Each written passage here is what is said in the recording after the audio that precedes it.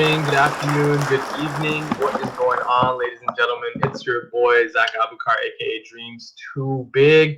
I'm the founder of Hadia Media. It is a media agency here locally servicing small business needs in terms of their brand aesthetic and being able to propagate their messages, throughout social media, the website, and so on and so forth. So, anyway, I'd love for you guys to just take a sec.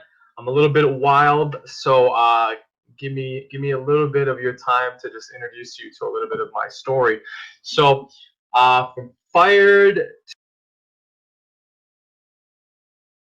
Perfect. I got fired in 2018. I was working in upscale hospitality management. So you guys can imagine any tragedy hitting you at whatever point in time, it throws you for a loop 100% of the time because you don't know. If you're a lot like me, I didn't know what the heck I was doing during that time. In terms of figuring out where do I go from here, right? So once tragedies hit us, unfortunately, it puts some of us on our butts and we never get up and go. So, I got fired in 2018 from upscale hospitality management.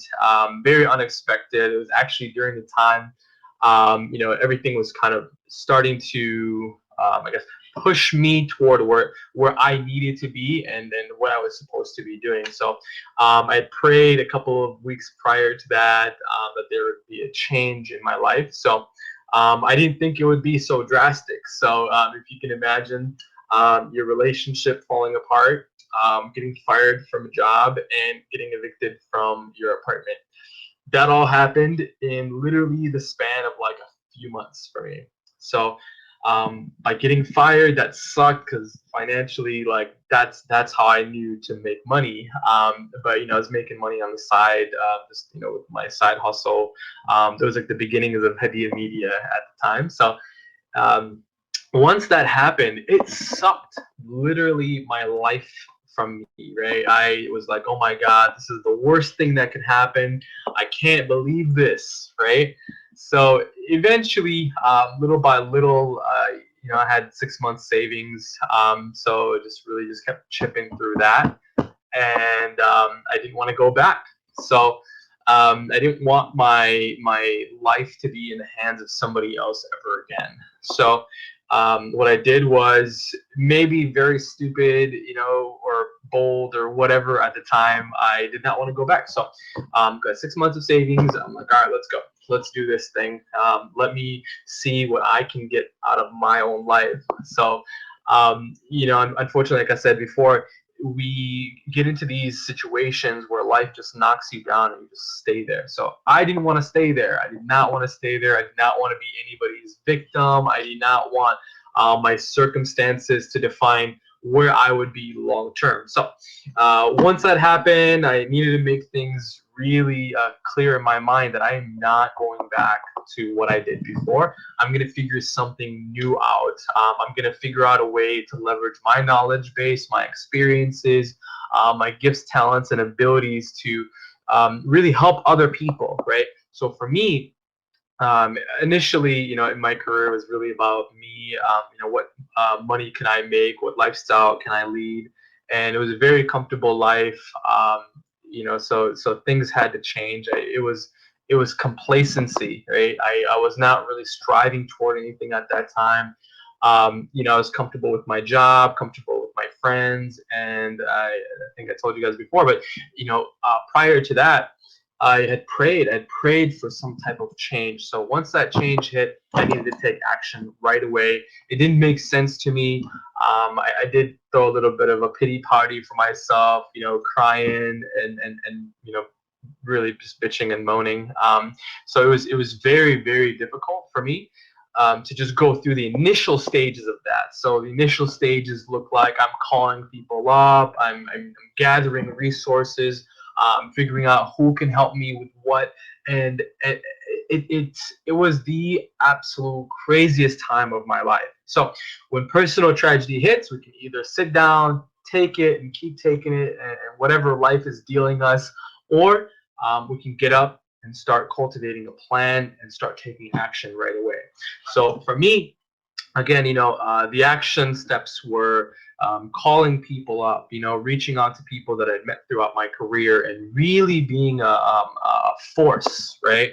And not necessarily passively taking life and whatever it is that life threw my way. So actively calling people up, going to workshops, seminars, reading a ton of personal development material, researching, what is consulting, what is coaching, what is public speaking, and just learning a little bit about that, and getting in where I fit in, essentially.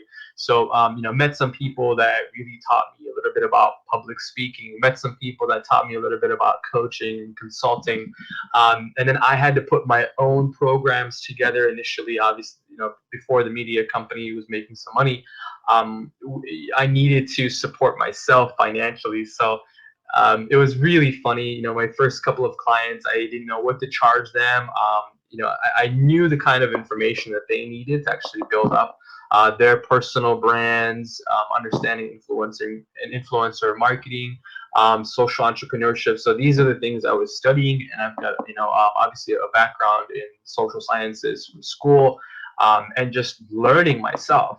So anyway, once that all happened, I needed to figure out a plan. I figured out my plan. I was executing against that plan, and little by little by little, the right people kept coming into my life. So my personal tragedy became my story that I can tell over and over and over and over again to other people. But initially going through it, my God, it was literally the hardest thing I've ever had to go through my entire life. I think, I grew up poor immigrant kid. But my parents did a lot of the initial work to set up my brothers, my sister, and I, to make sure that we're going to a rich suburban school, graduating from the Eden Prairie High School. That was incredible. And then the college journey, I really just needed to figure that out. So my life has literally been just adjusting, adjusting, adjusting. I didn't have a personal crazy tragedy ever. So once that hit me, I'm used to adjusting and on the fly, little by little here and there. But when so much adjustment just hits you all at once, it's crazy, because you're not. How should I say? There is no like solid ground to walk on, right? During many things happening to you all at once, it may seem that way, but it's just one thing at a time.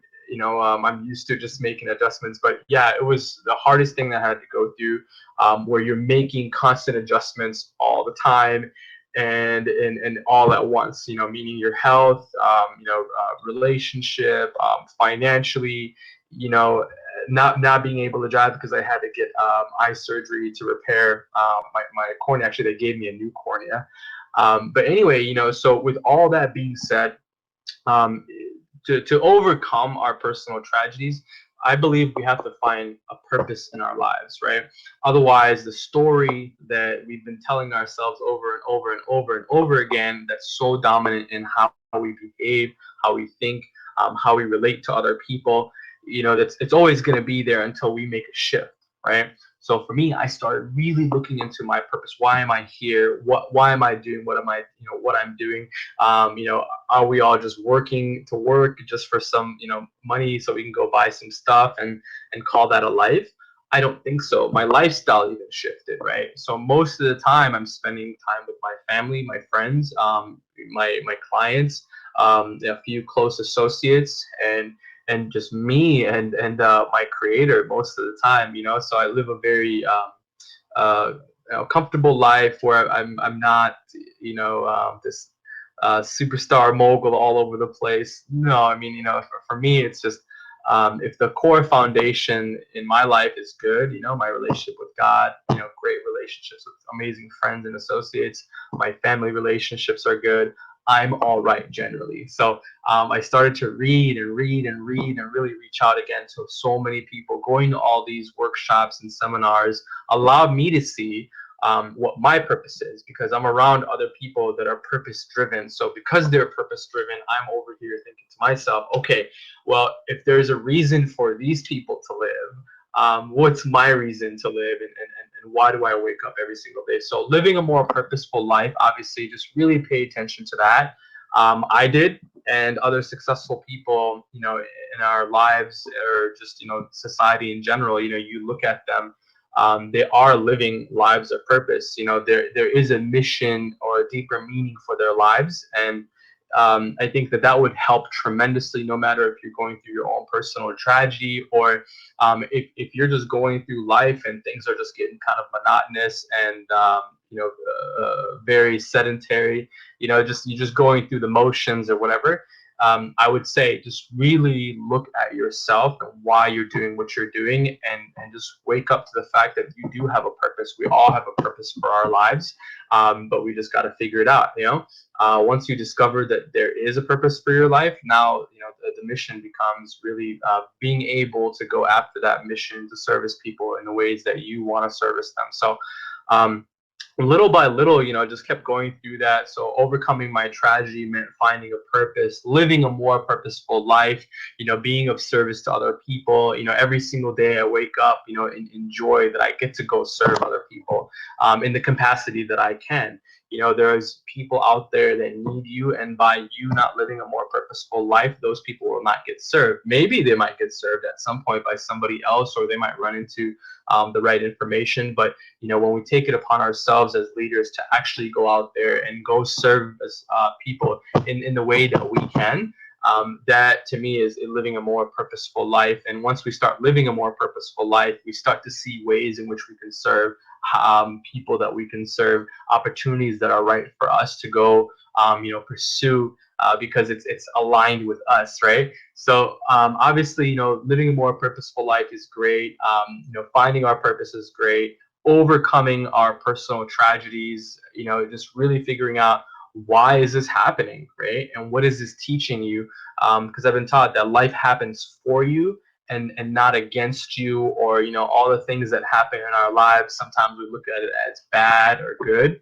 I've been taught to always just see them as an experience, right? And the more and more we can just see it as an experience, we just live we just live life, right? Because we're living in our purpose. So something happening in our lives is neither good or bad, is just something that has happened, and now we see what meaning it has in our lives, and we just move forward, hopefully learning something.